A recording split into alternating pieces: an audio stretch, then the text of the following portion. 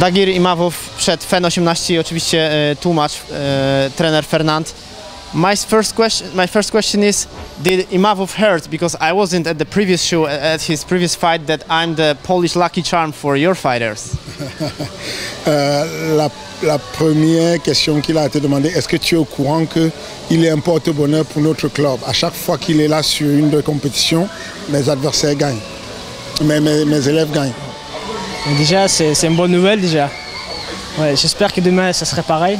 Tout ça, en tout cas, je vais faire tout pour ça. He said that's good news, and he hopes tomorrow will be the same, and anyway he will make that happen.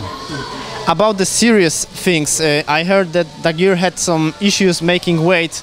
What happened? Because I heard Kamil didn't want, because Kamil did make weight, so he didn't want to allow Dagir to, you know, don't do it. Il a appris que tu avais eu du mal à faire de poids. Quel était le problème? Déjà, on a fait bien comme il faut. Le poids, c'était nickel en fait. C'est juste ce dernier 200 grammes qui c'était plus dur. Voilà, sinon, à part ça, ça va mieux. Parce que comme c'est la première fois que je combats à 66, et voilà, c'est pour ça que c'était compliqué. Mais la prochaine fois, je vais le savoir mieux et ça va être plus simple. That wasn't that big issue. That's the first time I'm fighting in the featherweight, so I didn't quite manage it well. So the last kilogram was very tough to cut, and I was wondering how much did my opponent still have, so that we can have a cash weight. This is not the title shot, and he motivated me, saying that he will make weight. So I went back to the sauna and I did what it takes to make weight. So in the end of the day, I made weight and I'm professional. Okay, I gotta say, I'll be honest, I missed the fact that this is the first time he's fighting featherweight. Why did he decide to move to featherweight? Pourquoi tu as décidé de changer de catégorie de poids? Parce que déjà, je voulais essayer cette catégorie-là. Si je me sens mieux à 66, je vais continuer, sinon je remonte à 70, voilà. Well, to move in maybe next level, I thought that was a good idea to change. I talked with my staff to change, to move down, and then I will try to do like 2 or 3 fights there, and if it works, then I will stay there. If it don't work, I will go back to lightweight. But I think for the future, I need to go down a little bit. And Dagir is a kind of a fighter that likes to travel, get the experience from around the world, from different promotions. This time he's fighting again for FEN. Is he here for like few more fights, or you have like an ultimate goal somewhere up there? Il a remarqué que tu étais un combattant qui aimait voyager à travers le monde et aller dans plusieurs organisations. Est-ce que tu es au FEN pour rester pour longtemps, ou est-ce que tu es là de passage, ou est-ce que tu as un projet futur? Voilà. Mais déjà, après la ceinture, je vais aller dans une organisation plus, comment dire, à l'UFC, en espérant. Voilà, il faut toujours avancer dans la vie. Well, I won't be honest. I'm seeking to get to the UFC, so I think I'm legit. If I win tomorrow, I should be the guy for the belt, and if I do the belt in the FEN, I'm seeking to step in the UFC. I'm pretty sure that in MMA, when you look at the fighters, it's a little bit like a chess game, that styles makes fight. There's a saying, right? So when you look at Kamil's style, did you guys see already that Kamil doesn't have a chance? Like, did you already know that maybe his style against his style is very dominant style, and you need certain skills to beat the guy like this? So, what did you guys think about his Kamil style? En MMA, on dit que le combat fait le style de combat fait le combat. Est-ce qu'il y a quelque chose dans ta tête, ou il parle de nous aussi, dans notre tête, qui fait penser que Kamil ne peut pas gagner contre toi? Est-ce qu'il y a quelque chose, un élément qui te fait croire que ton style est l'anti-style de Kamil et qui fait que tu vas gagner le combat? Déjà, il a un style un peu brut, comment dire. il n'a pas de garde, il sait boxer mais pas assez bien pour me surprendre en fait.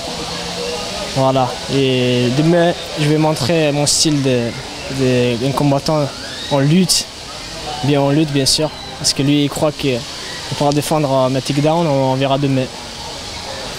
Well, the most important thing that I have to say is that I think there's a lot of hole in the boxing style of Kamil. I know tomorrow will be the battle of timing in the wrestling, but I'm pretty sure Kamil have some hole in the boxing, and I may find that tomorrow. And I left the final question for you as a coach. The man, you have the history with Francis Ngannou, now obviously a famous fighter in UFC. You discovered him, from what I know, you helped him, you shared a history together. Was it like a difficult decision that Francis decided to go to US and now he's not obviously training with you? What happened? Can you share a little bit of inside story? Well, to be honest with you, the fighter is meant to be a fighter and move on. Like since the day one, when I got a kid in the gym like him, I prepare myself that at some point they will have to move on. If I did open the gym, which is one of the most successful gym in Europe, that was because I moved from somewhere. I had a gym with my coach before, and I moved from there and I had my gym. So I knew at some point Francis would like to move. He didn't move because he don't like me. We're still in good Evolution. Yeah, that's evolution. I'm still his coach. Francis still member of MMA Factory. Okay. I'm the one who is going to corner him for the next fight with Dos Santos. He's still member of MMA Factory and still his coach. But no matter if he was still or not, that's not a problem. I have a bunch of guys coming in the gym, having good time, learning something, and I'm learning from them, and then they move on because they have to just evolve. Okay, that's the future. If this guy want to be something tomorrow, he may chase a goal. Maybe the goal he will chase will be my goal also, and we move together. Maybe at some point he will have different goal like me, and we can keep being friendly, being parent, something like, you know, and still working different ways. So it's okay. It's okay for me. I mean, I didn't have anything. I mean, I didn't have anything. Actually, I was the one who called in US and all who talk with the UFC how to set it up in Las Vegas to let you know. I mean, there's no problem with that, and we're still in very good connection. We are calling each other like 2 or 3 times a week.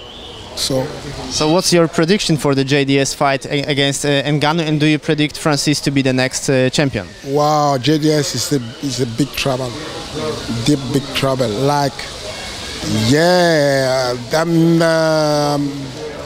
a lot of experience, very big champion, but the thing that he put on the table is something that Francis will play with that. If he goes that way, there's something bad who's going to happen in the cage for sure. And obviously Francis is going to be a champion. I mean, like if everything is okay, if the weather is okay, if there's not any natural event or anything that we cannot control, Francis will be the champion. I mean, there's nothing that you can do about that. He may lose a fight one day, that for sure that will happen. He may lose 2 fights, but definitely he's going to be a champion and keep the belt long time.